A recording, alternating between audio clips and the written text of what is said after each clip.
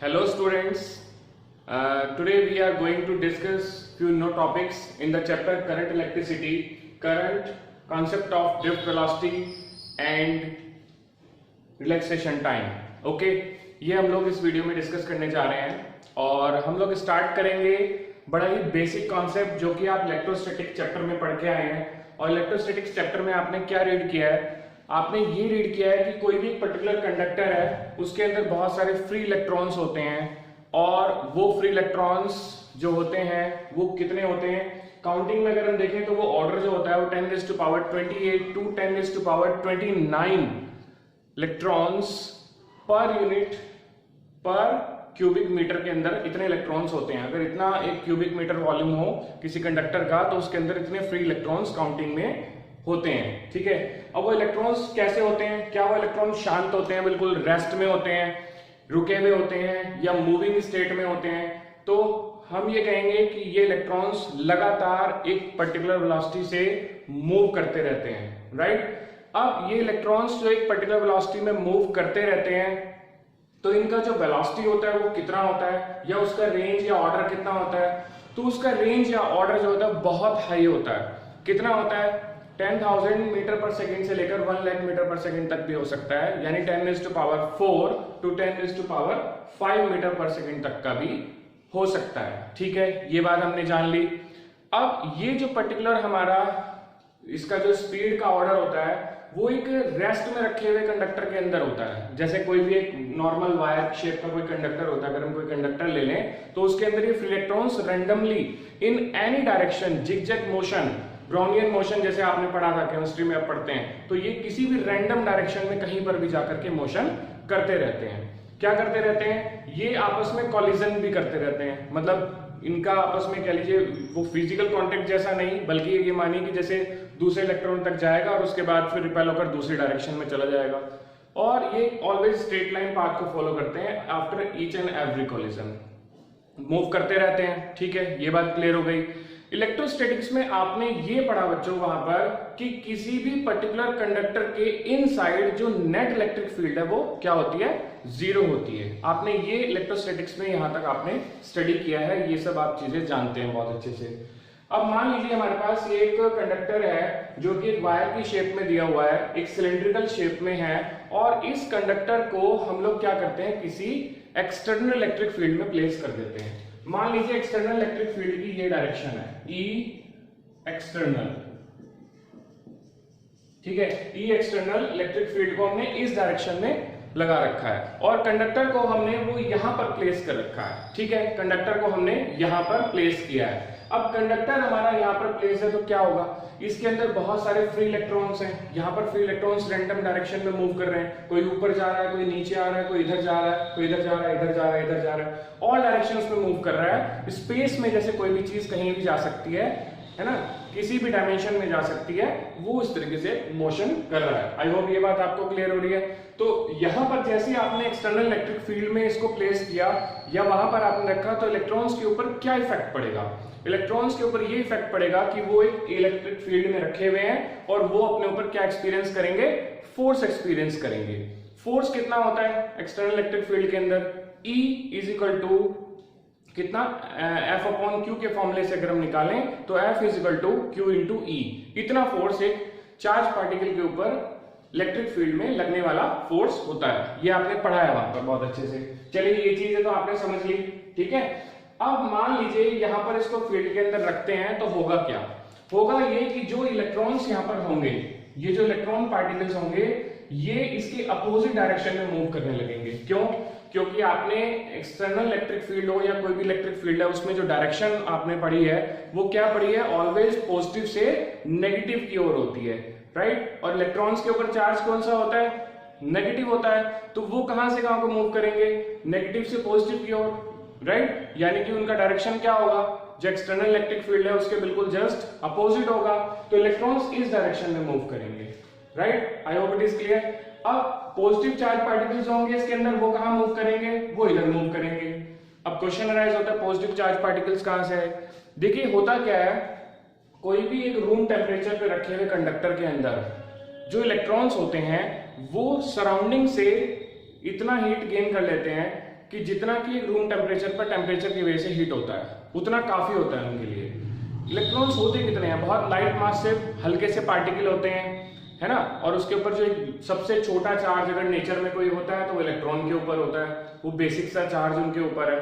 तो उनको बहुत ही कम एनर्जी की जरूरत पड़ती है और वो रूम टेम्परेचर पर जितना टेम्परेचर की वजह से हीट मिलती है उतना हीट लेकर के आराम से जो है मूव कर सकते हैं।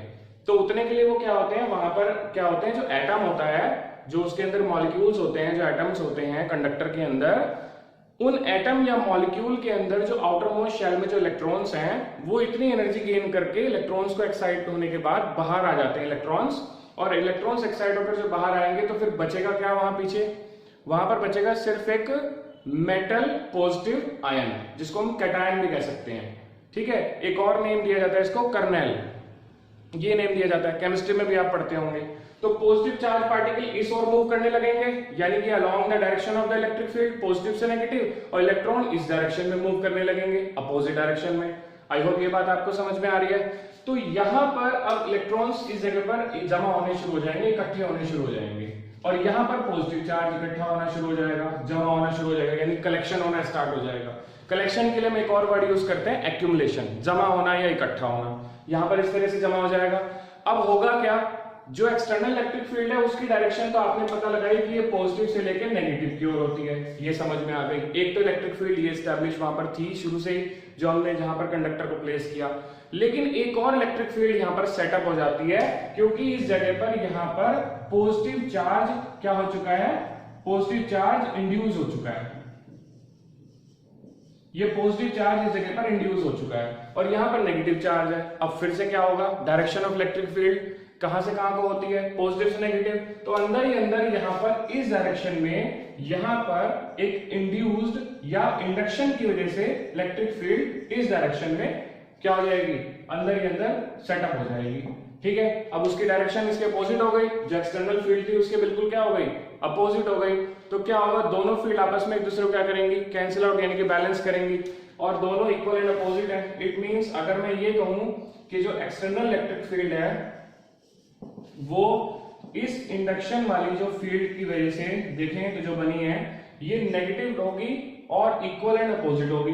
भाई इलेक्ट्रिक फील्ड एक वेक्टर क्वांटिटी है तो इक्वल एंड अपोजिट है, दो वेक्टर्स अगर एंटी पैरेलल्स वाले वेक्टर हैं तो और इक्वल मैग्नीट्यूड है तो दोनों एक दूसरे को कैंसिल करेंगे। यानी कि अगर मैं ये देखूं कि एक्सटर्नल फील्ड और यहां पर जो प्लस साइन के साथ ये जो इंड्यूस वाली फील्ड है दोनों का सम देखें तो नेट कितना हो गया, जीरो। आप इसको जीरो वेक्टर कह सकते हैं।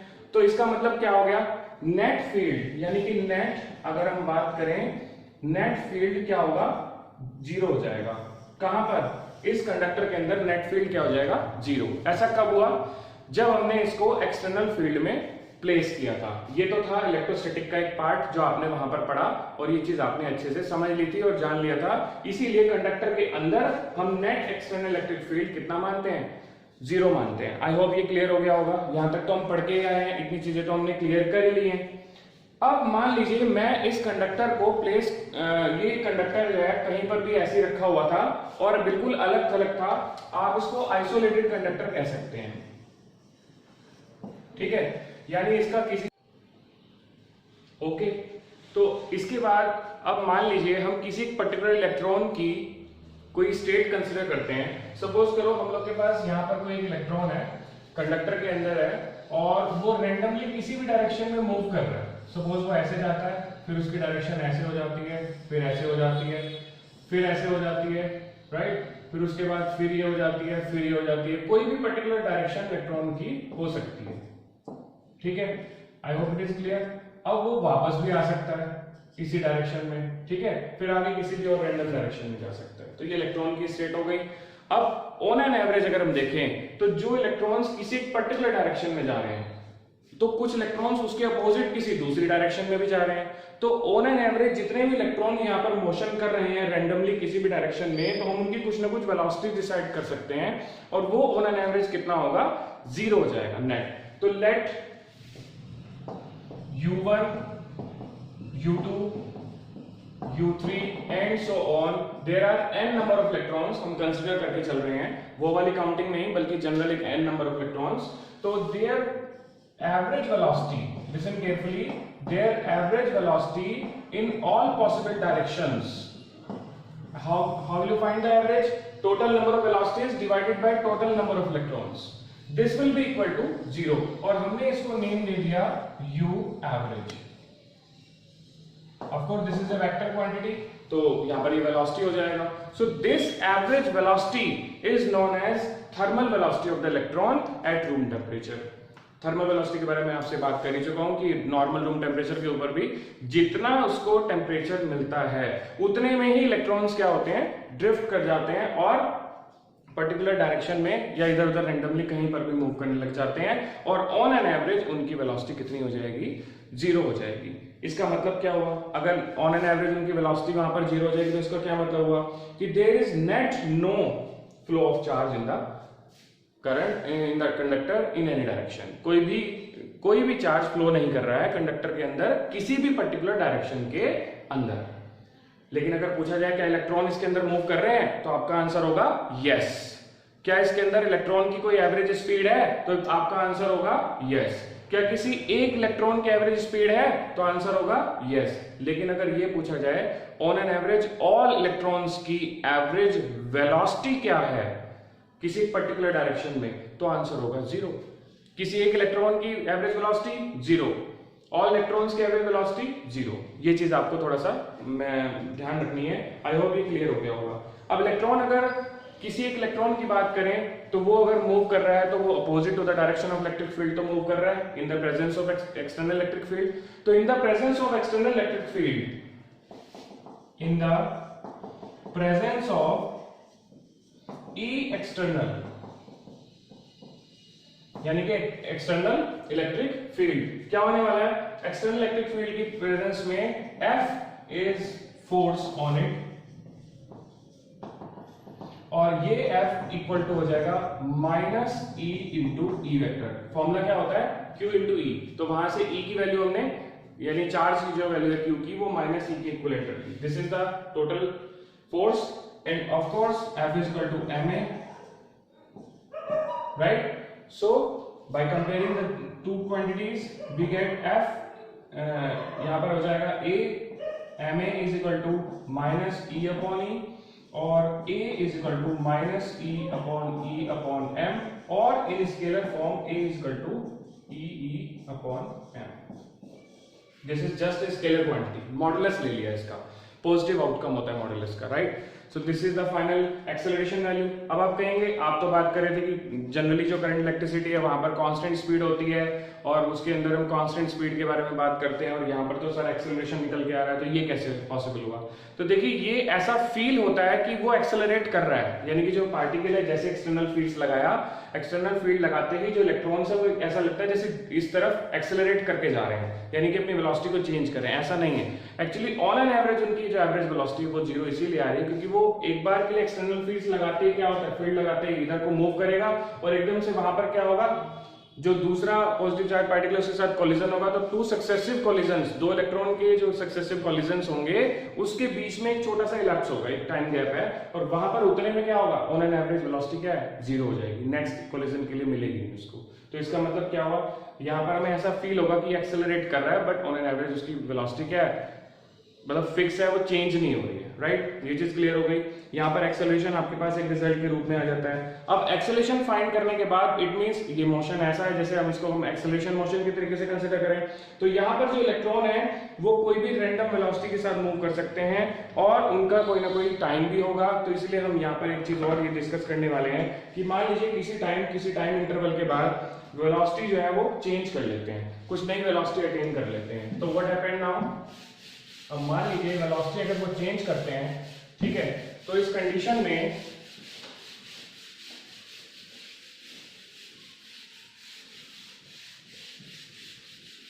न्यू वेलोसिटी देखिए कितना है, let there velocity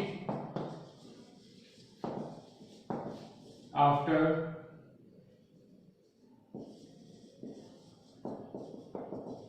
time tau becomes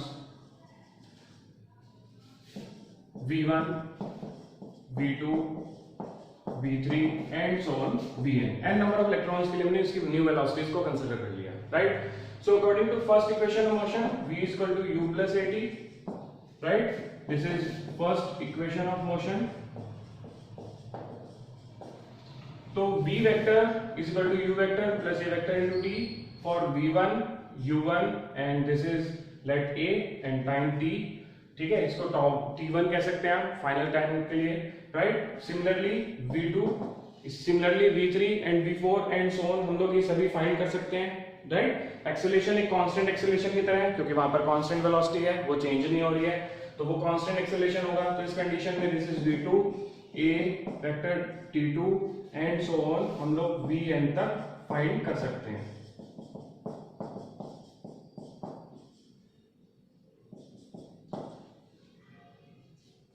right? This is okay. So exactly हमने ये वेलोसिटीज फाइंड कर ली। अब इनका एवरेज देखते हैं। तो यहां पर जो एवरेज आएगा, ये एवरेज कितना होगा?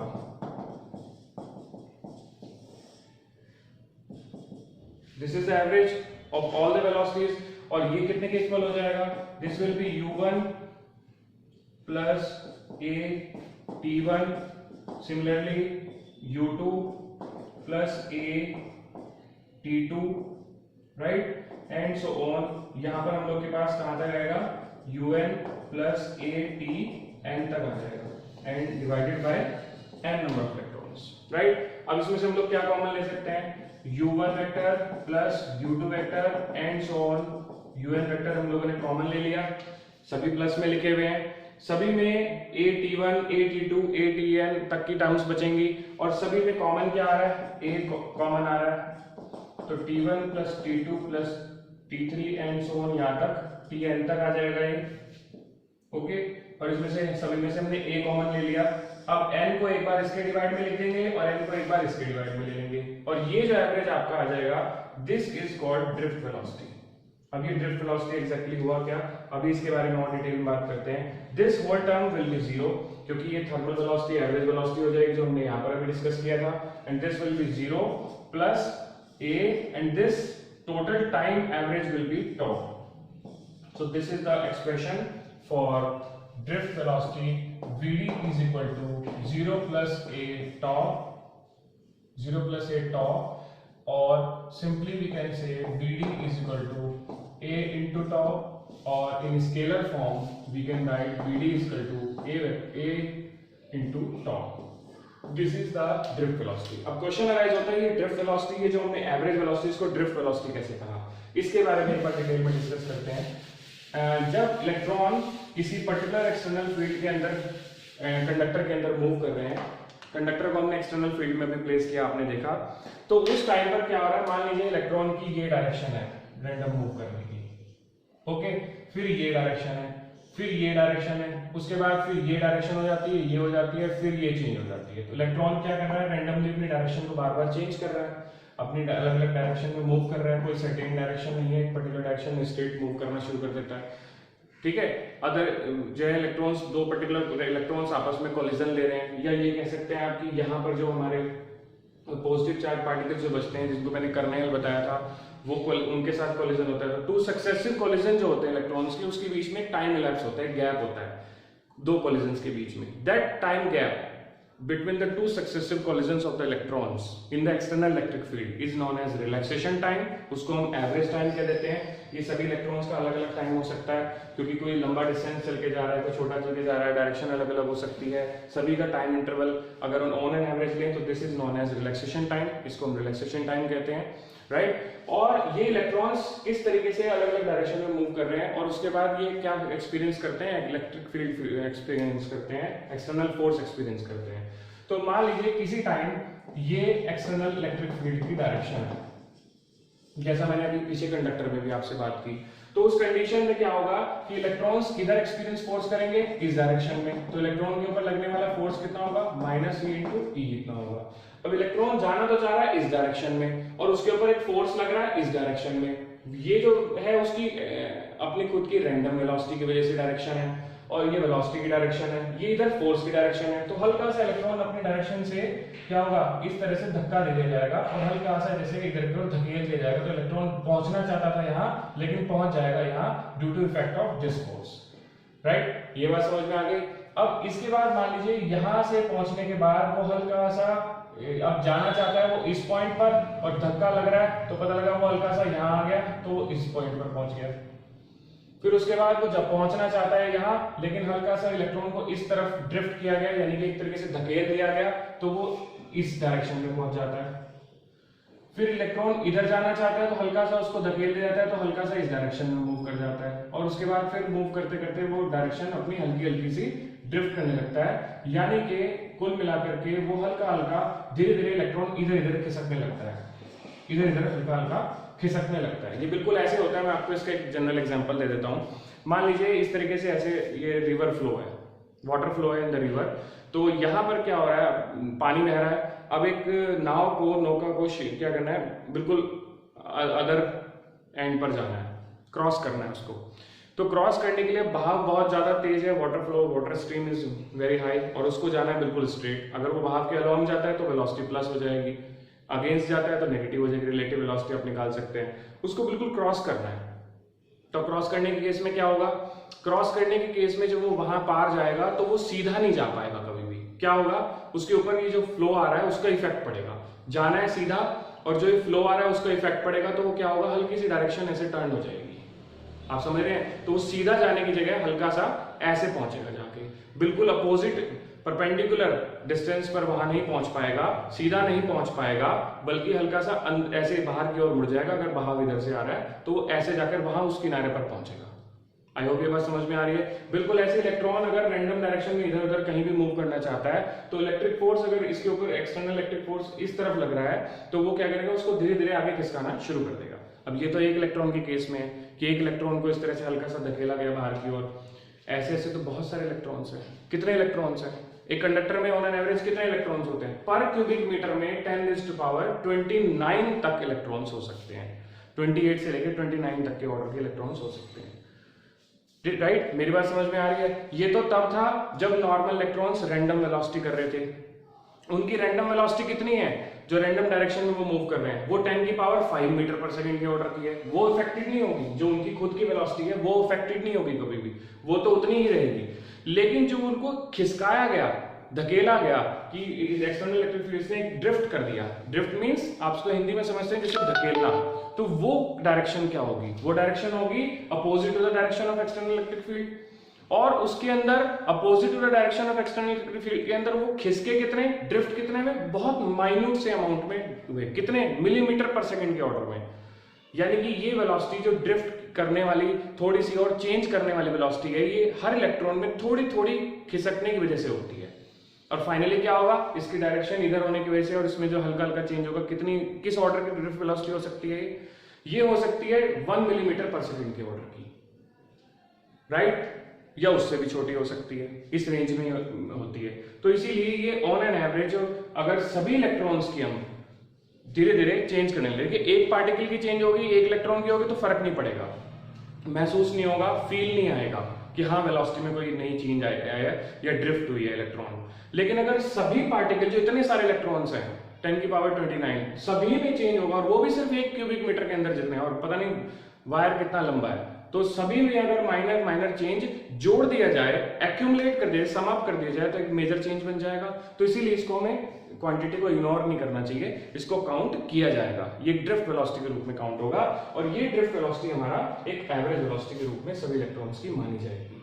ये एवरेज क्यों लिया? क्योंकि इसके अंदर हमने एक्सेलरेशन यूज किया।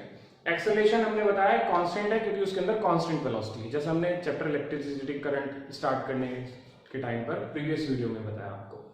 तो ये बात आई होप आपको क्लियर हो गई होगी। इसमें अगर कोई डाउट है तो आप पूछ सकते हैं, right.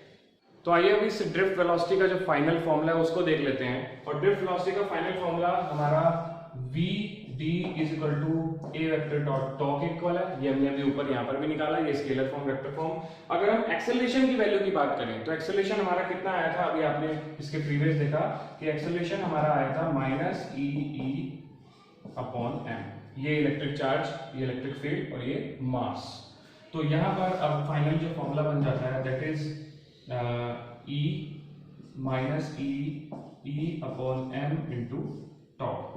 So this is the final expression for the drift velocity. I hope it is clear.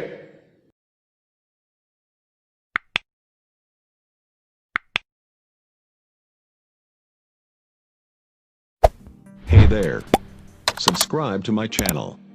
And also press this bell icon.